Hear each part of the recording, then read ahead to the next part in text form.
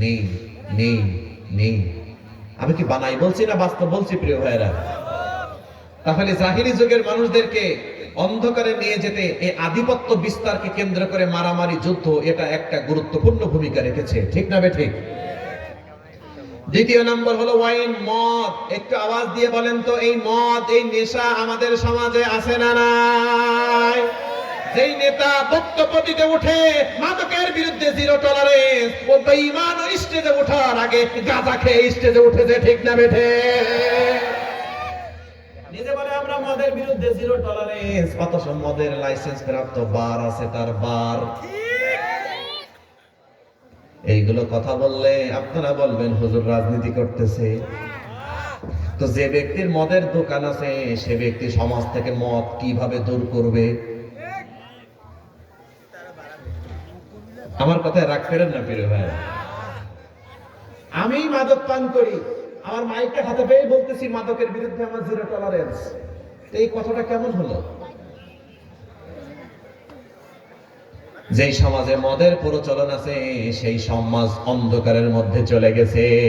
যারা মাদক সেবন করে হিতাহিত জ্ঞান থাকে না, তাই মাদক প্রাপ্ত সন্তানের কাছে বাবা মার জীবনও নিরাপদ থাকে না। কয়েক বছর আগে একটা মাদকাসক্ত মেয়ে, তার বাবা পুলিশে চাকরি করতেন, বাবাকে মাকে মেরে ফেলেছিল। আপনারা জানেন না? তার নাম হলো ঐশী। নাম কি? আরো জোরে বলেন। আমরা শুনেছি সে নাকি তার মেয়েকে মাসে 50,000 টাকা দিত পকেট খরচ। কয় টাকা? মেয়ের কি পকেট খরচ টাকা দিয়েছে 50,000? সে কি মসজিদে দেবে, মাদ্রাসায় দেবে, লিল্লা বোর্ডিং এ দেবে, ভিক্ষুকের দেবে? বন্ধু বান্ধব নিয়ে মদ, মদ, নাইট ক্লাব, এ ড্যান্স, সে ড্যান্স, এ বন্ধু, সে বন্ধু, সমাজ পরিবার নরক হয়ে গেছে। এই মাদকাসক্ত ঐশীর সাথে বাবা মায়ের ঝগড়া বেঁধেছে। মাদকাসক্ত মেয়ে নিজের হাতে নিজের বাবাকে মাকে হত্যা করেছে। তার মানে যারা মাদকের সাথে জড়িত তাদের কাছে তাদের বাবা মার জীবন নিরাপদ থাকতে পারে না। জোরে বলেন ঠিক না বেঠে? তাই আমাদের সমাজে যারাই নেতৃত্বে আসুক না কেন, আমরা তাদের কাছে দৃঢ়ভাবে আবেদন করব যে প্রশাসনিক ভাবে যেন মাদকটাকে সব জায়গা থেকে নির্মূল করা হয়, না এ জাতি জাহেলিয়াতের দিকে ধাবিত হয়ে যাবে। জোরে বলেন ঠিক না বেঠে? দেখাবেন কিভাবে? 8, 9 এসএসসি পাস, তারা তাদের হাতে গাঁজা উঠে গেছে। আপনারা তো গ্রামের মানুষ, কতটা জানেন কিনা জানি না। হ্যাঁ, ছোট্ট ছোট্ট মানুষের কাছে গাজার টুকরা। নাউজুবিল্লাহ বলেন। এটা হলো জাহিলি যুগের একটা অন্যতম খারাপ আচরণ। ক্লাস 8, 9 এর ছেলে যখন গাজা টানবে, আপনি যদি বলেন যে বাবা এ করো না, কয় চাচা ফাইজলামি করি না, আমারটা আমি খাচ্ছি, তোমার কি? তাই তো এখন ভাইয়ের ছেলেকে ভাই আর প্রতিবাদ করে না, জানে ও বিয়াদতের চরম মাত্রায় পৌঁছে গেছে। যা, জাহান্নামে যাচ্ছিস তো যা, কিছু বলবো না। আপনি আজকে কিছু বললেন না, কালকে কিছু বললেন না, পরশুদিন দেখবেন যে আপনার ছেলে ওর সাথে হাত মিলাই দে, ভাই আমি একটা দিই, কেমন লাগলো? পরের দিন বেশ ভালো যায়, একটু মাথার টাল টাল দেয়, ভালোই লাগে, যে আর একটা দিই। পরের দিন দেখবেন ও গাঁজা প্রাপ্ত হয়ে গেছে।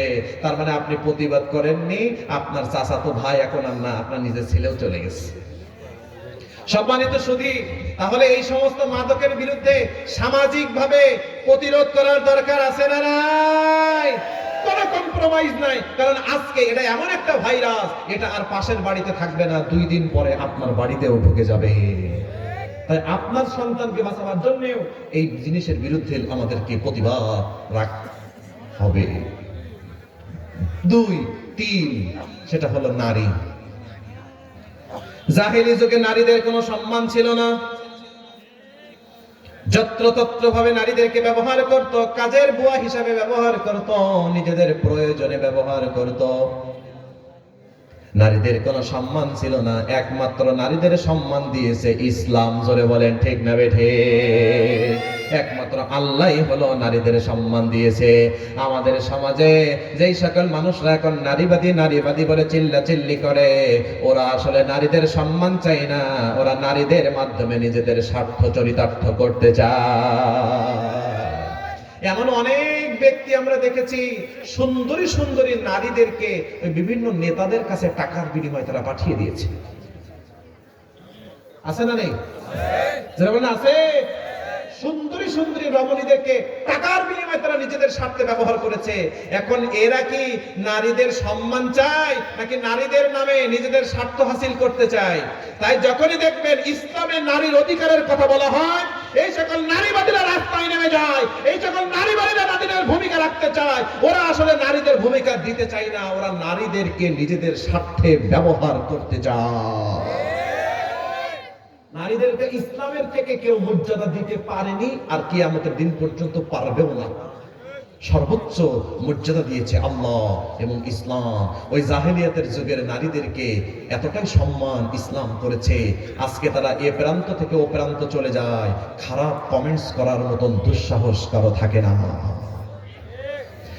এবার একটু সবার কাছে জানতে চাই প্রিয় ভাইরা, এই জাহেলি যুগটাকে অন্ধকার দূর করতে একটা কিতাব আল্লাহ দিয়েছেন। সবাই একটু আওয়াজ দিয়ে বলেন ওই কিতাবের নামটা কি?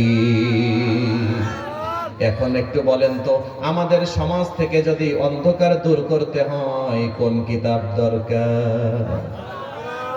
আরো জোরে বলেন, আরো জোরে বলেন, একটু আস্তে বলেন। দরকার আছে? জাহিলি যুগে চুরি আছে না নাই? ছিনতাই ওই সময় আছে না নাই? ডাকাতি আছে না নাই? কিন্তু কোরআনুল কারীম যখন মহান আল্লাহ দিয়েছেন, ওই সমাজটা এমন ভাবে পরিবর্তন হয়ে গেছে, নিজেরা এখন সপরিবারে না খেয়ে আরেকজনকে খাবার খাওয়াই। সুবহানাল্লাহ। বলবো পরিবারে একটু বলবো। কোরআনের আলো তাদের অন্ধকার হৃদয়টা এতটাই আলোকিত করেছে, যেই ব্যক্তিগুলো অন্যের সম্পদ জোর করে আত্মসাৎ করে নিজেরা ভক্ষণ করত, আজকে তারাই নিজেদের সম্পদগুলো অন্যকে দিয়ে দেয় নিজেরা না খেয়ে থেকে। সুবহানাল্লাহ।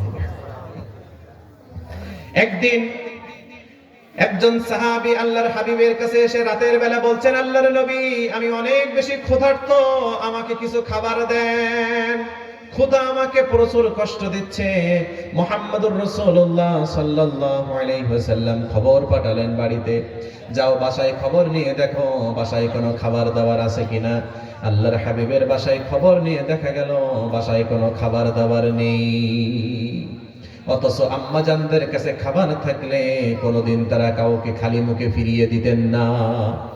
আম্মা জানেরা খেয়াল করে শোনেন, একদিন একজন মহিলা তার দুইটা বাচ্চা নিয়ে আম্মা জান আয়েশা রাদিয়াল্লাহু আনহার কাছে আসলেন। এসে বললেন, আম্মা জান, আমরা ক্ষুধার্ত, আমাদের কিছু খেতে দেন। আম্মা জান আয়েশা রাদিয়াল্লাহু আনহা সারা বাসা তন্ন তন্ন করে খুঁজে একটা মাত্র খেজুর পেয়েছেন। সবাই বলেন কয়টা খেজুর? একটা খেজুর পেয়েছেন। ওই একটা খেজুর নিয়ে ওই মহিলার হাতে দিয়েছেন। মহিলা খেজুরটাকে মাঝখান থেকে চিরে দুইটা ভাগ করে দুইটা সন্তানকে দিয়েছেন, নিজে না খেয়ে চলে গেছে। এখন আম্মা জান আয়েশা রাদিয়াল্লাহু আনহার কাছে আর কোনো খাবার নেই। মায়েরা খেয়াল করে শোনেন, কোন ভিক্ষুক, কোন অসহায় ব্যক্তি, কোন ক্ষুধার্ত ব্যক্তি আপনি বাসায় থাকতে যদি আপনার কাছে এসে সাহায্য চাই, কিছু খেতে চাই, একটু খাবার চাই, আপনি সামর্থ্য অনুযায়ী তার সহযোগিতা করবেন, খুশি হয়ে যাবেন কে? কখনো ফিরাবেন না। আল্লাহর হাবিবের বাসা থেকে যখন নিউজ আসলো আল্লাহর নবী বাসায় খাবার দাবার নেই, তখন আল্লাহর হাবিব বললেন, শোনো, তোমাদের মধ্যে এমন কে আছো রাতের বেলা আমার মেহমানকে মেহমানদারি করাবা। তৎকালীন যুগে সবারই কম বেশি অভাব অনটন আছে না নাই? আর জোরে বলেন, আর জোরে।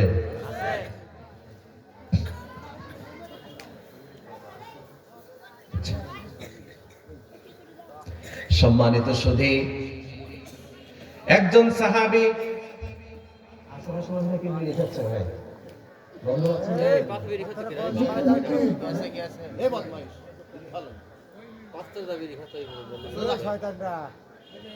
সম্মানিত সুধী, এদিকে খেয়াল করেন।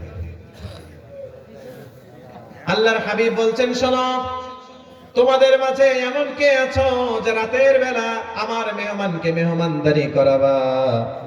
তখন একজন আনসারী সাহাবী বললেন, আল্লাহর নবী, আমি আপনার সাহাবীকে মেহমানদারি করাবো, অথচ তিনি জানেন না তার বাসায় খাবার দাবার কি আছে কি নেই। আল্লাহর রাসূলের মেহমান নিয়ে বাসায় চলে গেলেন। বাসায় গিয়ে স্ত্রীকে ডাক দিলেন, ওগো প্রাণের স্ত্রী, আল্লাহর হাবিবের মেহমান নিয়ে এসেছি, বাসায় খাবার দাবার কি আছে? স্ত্রী বললেন, আজকে সিদ্ধান্ত নিয়েছিলাম আপনিও না খেয়ে থাকবেন, আমিও না খেয়ে থাকবো, অল্প একটু খাবার আছে, কোন রকম সন্তানদেরকে দেব। যদি মেহমানকে খাবার দেই তাহলে সন্তানদের হবে না, যদি সন্তানদের খাবার দেই মেহমানের হবে না।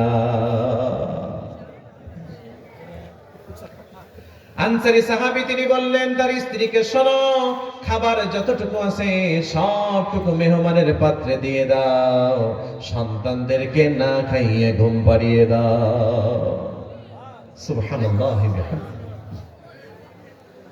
অথচ এই সাহাবীরাই, এই ব্যক্তিরাই একটা সময় অন্যের সম্পদ জোর করে লুণ্ঠন করত, আর এখন নিজেরা না খেয়ে অন্যকে খাবারের ব্যবস্থা করে দিচ্ছে। সুবহানাল্লাহ বলবেন না ভাইরা? যে কথা সেই কাজ। আনসারী সাহাবীর স্ত্রী নিজে না খেয়ে, স্বামী না খেয়ে, সন্তানদেরকে না খাইয়ে ঘুম পাড়িয়ে দিলেন। ঘুম পাড়িয়ে দেওয়ার পরে খাবার যতটুকু ছিল সবটুকু মেহমানের পাত্রে দিয়ে দিলেন। কিন্তু আনসারী সাহাবী বড্ড চালাক, তিনি বড্ড বুদ্ধিমান। তিনি তার স্ত্রীকে বললেন, শোনো, মেহমান যদি বেঁকে বসে আপনিও আমার সাথে খান। খাবার কয়জনের? জোরে বলেন, কয়জনের? যদি মেহমানকে দেই সন্তানের হবে না, সন্তানের দিলে মেহমানের হবে না, সব খাবার মেহমানকে দাও। আনসারী সাহাবী বললেন, যদি মেহমান বেঁকে বসে আপনিও আমার সাথে খান। উপায় আছে নাকি? আমরা যেখানে দাওয়াত খেতে যাই, আমরা বাসার মালিককে রেখে খেতে চাই? আসেন বিয়াই একসাথে খাই, আসেন ভাই একসাথে খাই, আসেন চাচা একসাথে খাই। দেখবেন দাওয়াত যেখানে খেতে যান সেই বাড়ির মালিককে বাদ দিয়ে খেতে চান না। কিন্তু আনসারী সাহাবী তিনি বুদ্ধিমান, তিনি বুঝতে পেরেছেন মেহমান যদি বেঁকে বসে আপনিও আমার সাথে খান, খাবার তো একজনের। আর মেহমান যদি বোঝে যে আমরা খাবার খাচ্ছি না, ওনাকে খাওয়াচ্ছি, তাহলে এই খাবারে উনি তৃপ্তি পাবে না। আনসারী সাহাবী তার স্ত্রীকে বললেন, শোনো, মেহমান যদি বড্ড বেশি জোরাজুরি করে তাহলে আমি তোমার কাছে